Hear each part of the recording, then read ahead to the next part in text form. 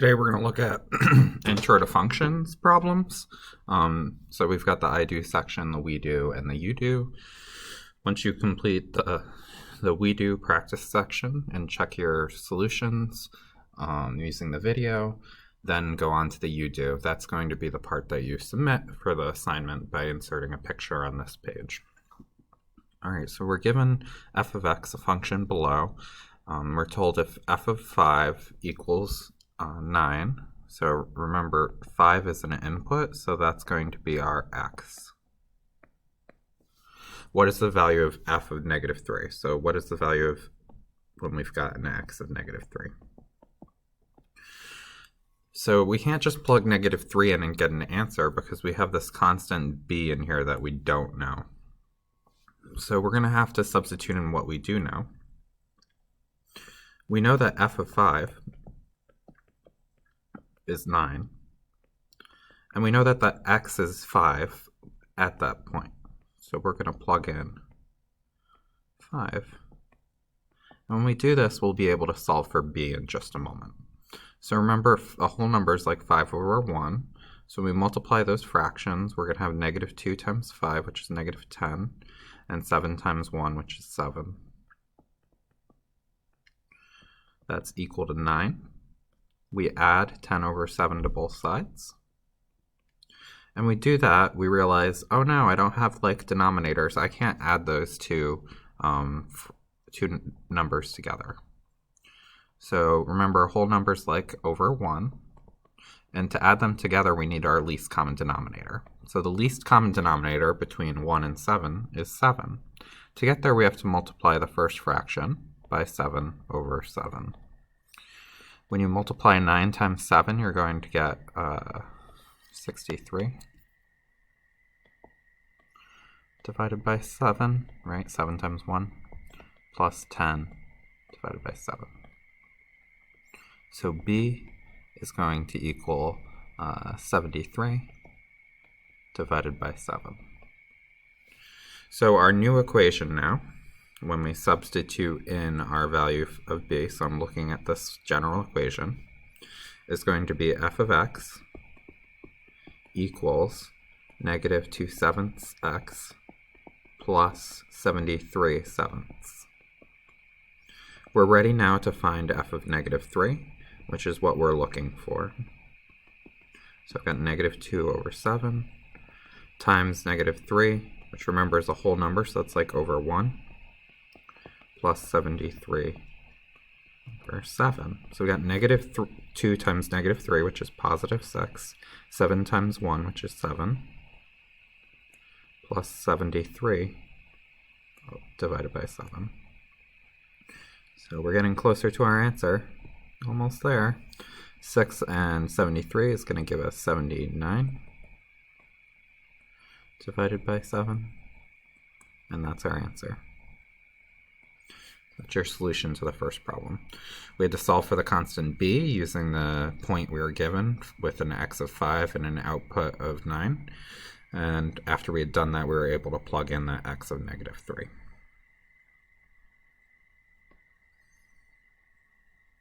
Next, we're given g of x equals 11x plus 9, and we're told we want to find g of 14x plus 11. So we're going to replace x and g of x with our new input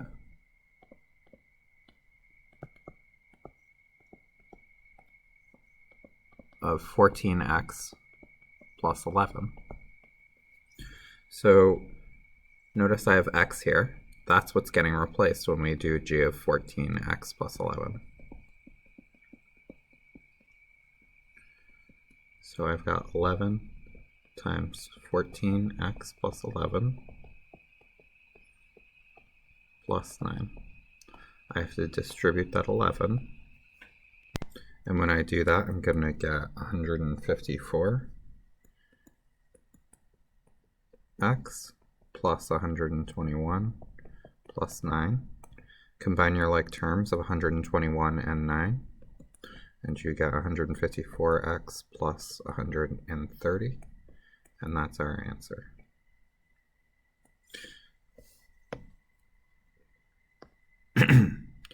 Number 3, we're looking for f of negative 2, given this equation for f of x. So that means, remember, our x is equal to negative 2. And all we have to do is replace our x's in the equation with negative 2 and figure out what the value is. So we've got 5 times negative 2 squared plus 10 times negative 2 divided by negative 2 plus 5. Negative 2 squared is going to be positive 4, because negative 2 times negative 2 would be a positive, so I got 5 times 4.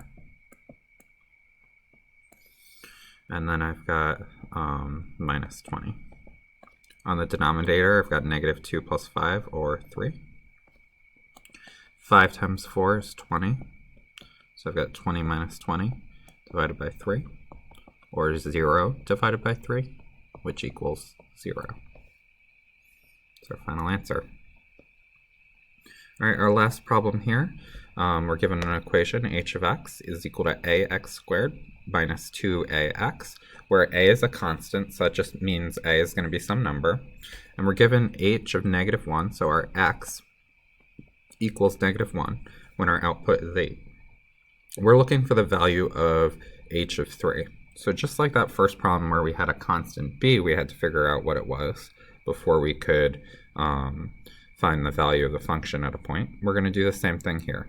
So I'm going to look at h of negative 1, that first piece of information I'm given. So I've got a times my x of negative 1 squared minus 2 times a times negative 1. So negative 1 times negative 1, which is what negative 1 squared means, is 1. So I've got 1a. And then I've got negative 2 times a times negative 1. Negative 2 times negative 1 is positive 2. So I've got positive 2a, right? And h of negative 1, I'm told, is 8. So combine our like terms. We've got 3a equals 8 divided by 3. Those guys get out of town, and a equals 8/3.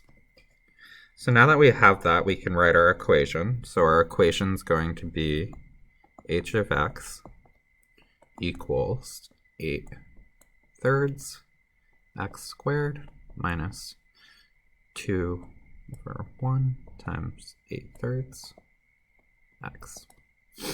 The second part, 2 over 1 times 8/3, is going to be 16 over 3 x. All right, we're ready to substitute in our number and find our value. So we're looking for h of 3.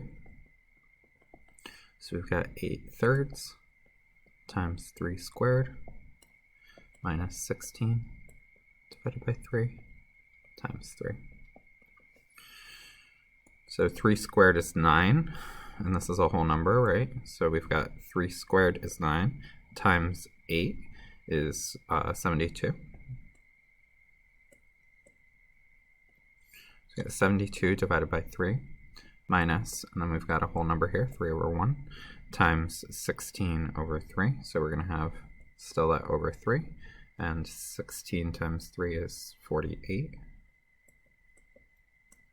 So we've got 72 minus 48, which gives us a value of 24 divided by 3. And we know 24 divided by 3 is 8. So go ahead and try those WeDo practice problems, and then watch a solution video for those. And go on to the UDo individual problems.